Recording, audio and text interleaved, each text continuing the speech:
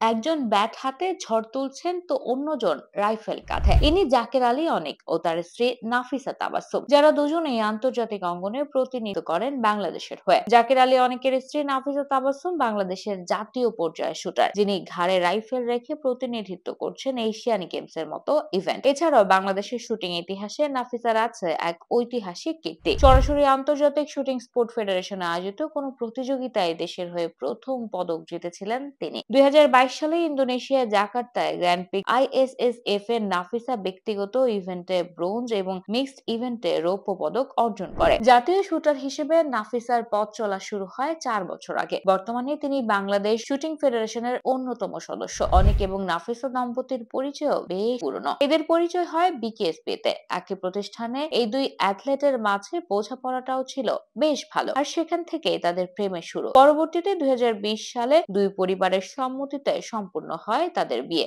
এরপর থেকেই অনেক নাফিসা একে অপরের ছায়াসঙ্গী হয়ে নিজেদের মেলে ধরছে দেশের প্রতিনিধিত্বে।